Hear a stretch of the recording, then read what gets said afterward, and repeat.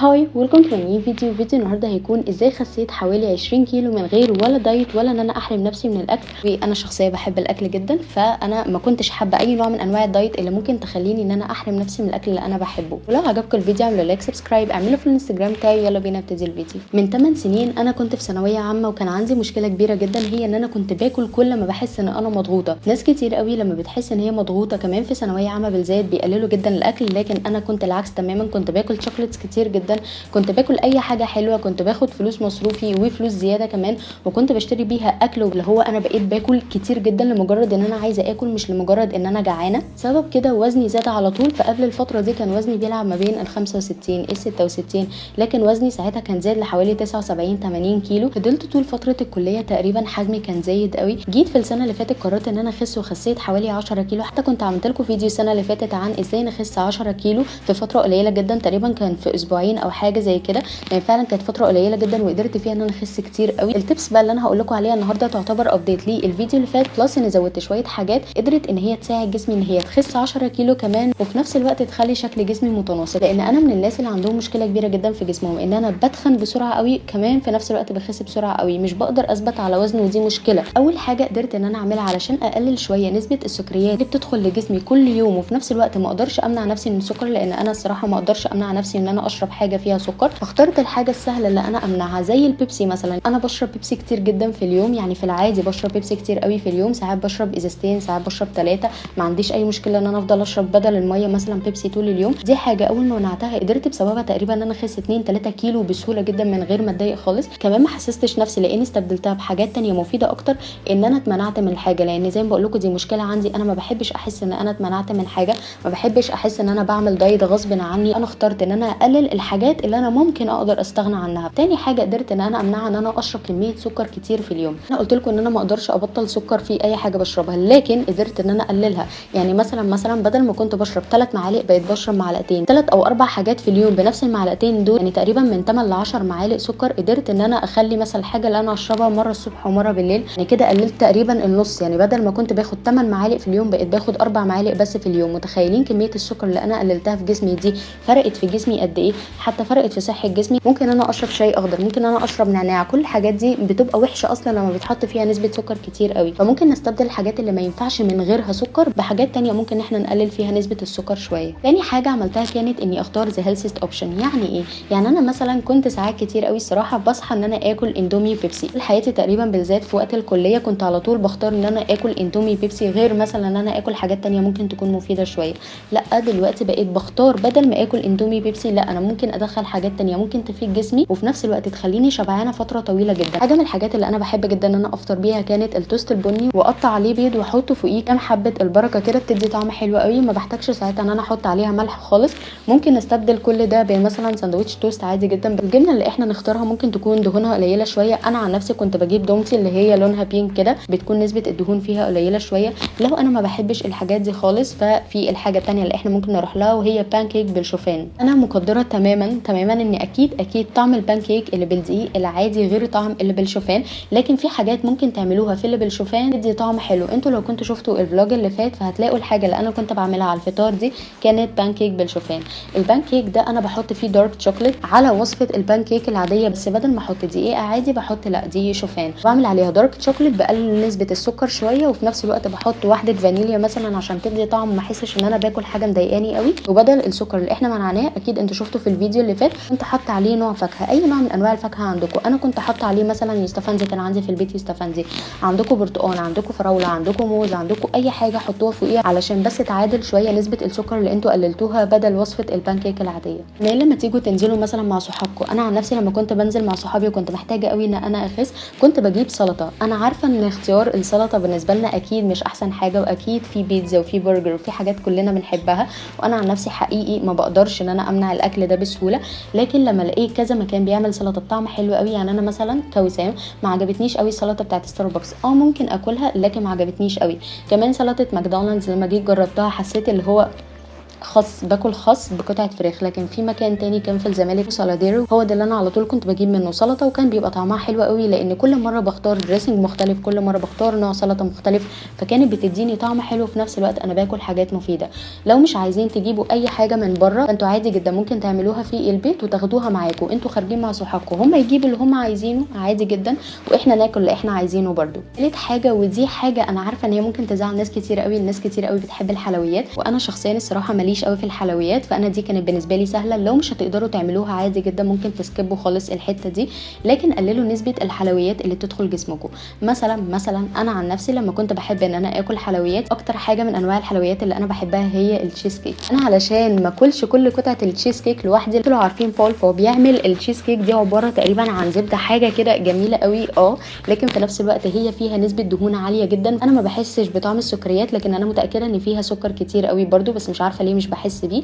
المهم انا كنت بسبلت مع صاحبتي، انا اكل نصها وهي تاكل نصها، وعادي جدا احنا اتنين ناكل مع بعض، مش شرط ان انا اخلص القطعه كلها زي ما انا عايزه، ممكن اخد حته صغيره علشان ما اكونش حرمت نفسي، لكن في نفس الوقت ما اكونش اكلت قطعه كامله لوحدي. فانتوا لو معكوش حد من صحابكم ممكن ان انتوا تسبلت الحاجه دي معاه، ممكن كمان انتوا تجيبوا الحاجه دي لكن ما تاكلوهاش كلها مره واحده. يعني انا ما اكلش قطعه تشيز كيك كلها مره واحده، ممكن اقسمها على يومين 3. انا عارفه ان هي حاجه وحشه، وعارفه ان دي حاجه ان هي تفضل مثلا عندنا في الثلاجه دي حاجه مستفزه جدا، وان احنا ساعات ما بنقدرش نمسك نفسنا.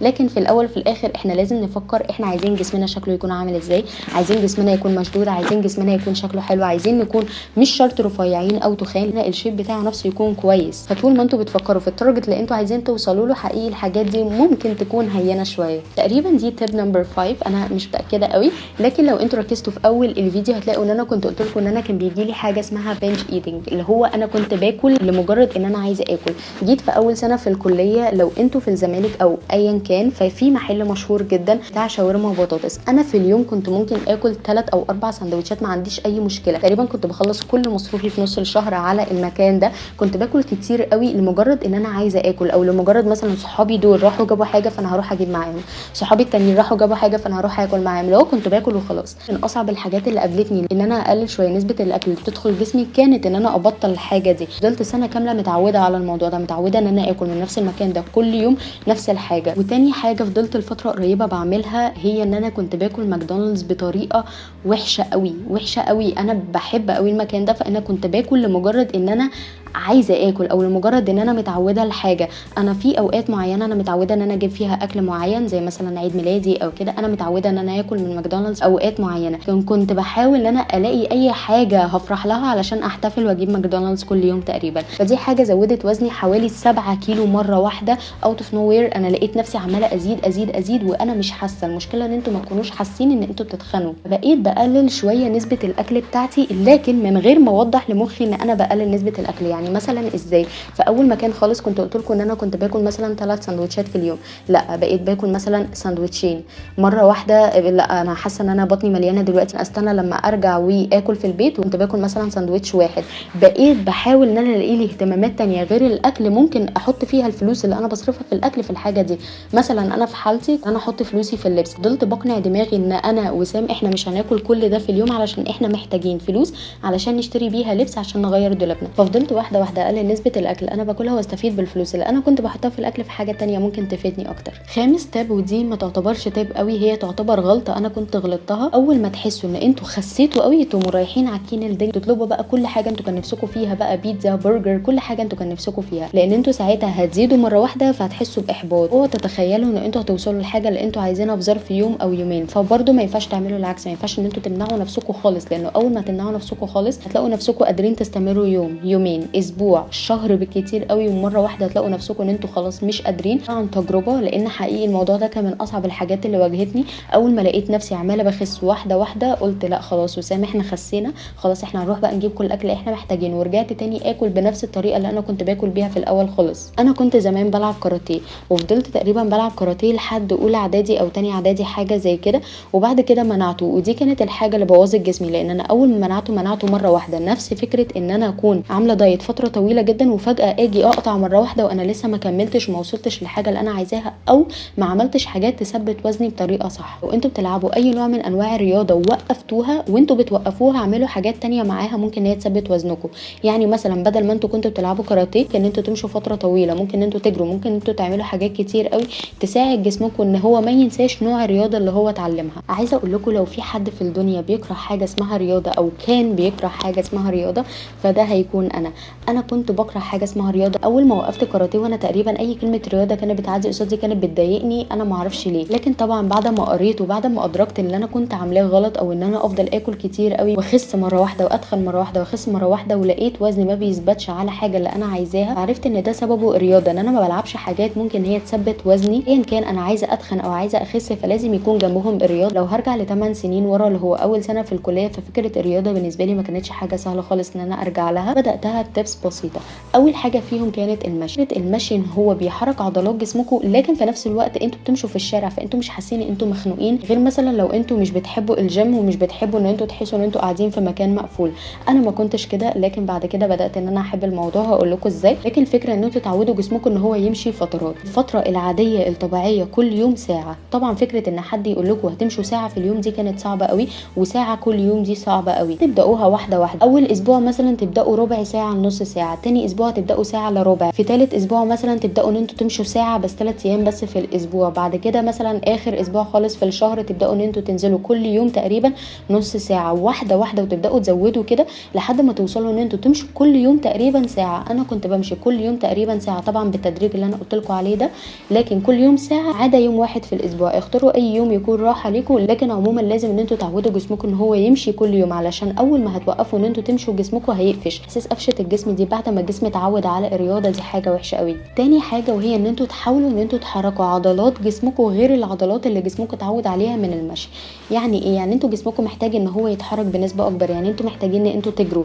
فمثلا فكره الجري دي مش حاجه سهله خالص، لان هي بتتعب، وانا عن نفسي بتتعبني لحد دلوقتي كمان مع اني بعمل رياضه وبلعب جيم وكل حاجه، لكن فكره الجري عموما بتتعبني. بدات ان انا اجري ربع ساعه، فمثلا جسمي خلاص كان اتعود ان هو يمشي كل يوم ساعه، كنت باخد مثلا اخر ربع ساعه واخر 10 دقائق ان انا اجري. ده كان بيساعد جسمي ان عضلاتي تتحرك بنسبه اكبر من النسبه اللي كان جسمي متعود عليها. تالت حاجه عملتها ودي كانت اصعب حاجه تقريبا من الحاجات اللي قبل كده وبعد كده، لان دي تقريبا المرحله اللي في النص. عاده لما بنوصل للنص في اي حاجه بنحس ان احنا ولا عارفين نرجع ولا عارفين نقدم. لو رجعنا هنرجع كل الخطوات اللي احنا عملناها دي، ولو قدمنا اكتر جسمنا هيتعب اكتر. فدي الفتره اللي في النص اللي انا حسيت ان انا جسمي بدا يوجعني قوي فيها بسبب الورك اوتس. انا عودت جسمي ان انا اعمل ورك اوتس مثلا بعد 2.5 شهر من المشي والجري كل الحاجات اللي انا قلت لكم عليها دي، ودي ما كانتش حاجه سهله، لان الورك اوتس بالنسبه لي انا طول حياتي بكرهها. حتى وانا بلعب كاراتيه كنت بكرهها، ودلوقتي مش افضل حاجه بحب ان انا اعملها في الجيم مثلا.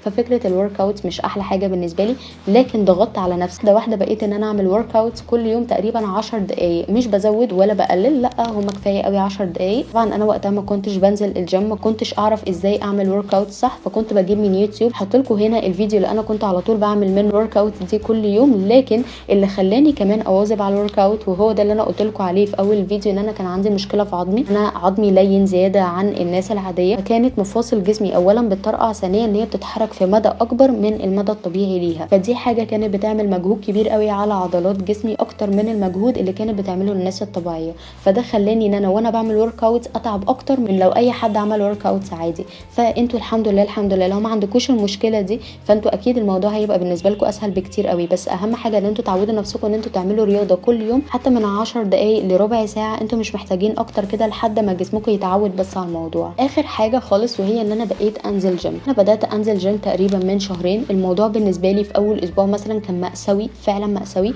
انا بنزل 4 ايام في الاسبوع، من 4 ايام في الاسبوع او 3 ايام حتى وقت كافي جدا لجسمكم ان هو يبدا يتعود على الرياضه، وان هي تكون جوه روتين يومكم العادي. لان الرياضه عموما ما فرقتش معايا بس في ان جسمي بدا يبقى شكله حلو، لا فرقت معايا كمان في نفسيتي. تخيلوا كده، انتوا اي حاجه انتوا متضايقين منها في الدنيا، انتوا عارفين ان انتوا هتصحوا هتبداوا تعملوا رياضه. كمان الصحيان يكون بدري. يعني مثلا انا بفضل ان انا اروح الجيم مثلا من الساعه 9 او 10. انا عشان اروح الجيم في الوقت ده بصحى الساعه 8. فحاولوا ان انتوا تصحوا بدري شويه، لان نسبه الحرق بتاعه الجسم تبقى احسن بكتير قوي الصبح اكتر من بالليل. بدات العب بتكنيك معين في الجيم. طبعا في نفس الوقت علشان احسن عضلات جسمي فكنت بلعب حاجتين. اول حاجه بقسم الايام اللي انا بلعبها، او طبعا مش انا اللي بقسم، هو الكابتن هو اللي مقسم لي. انا بلعب عموما يومين على عضلات جسمي اللي فوق ويومين على عضلات جسمي اللي تحت. ما تخافوش ان انتوا يظهر لكم عضلات، لان احنا مستحيل جسمنا يوصل لجسم الراجل. يعني احنا مثلا كبنات عمرنا لما نيجي نلعب هنلاقي عندنا عضله كبيره قوي الا لو خدنا هرمونات، ودي حاجه انا برفضها تماما، وحقيقي مش بحب ان اي حد ممكن ان هو يعملها،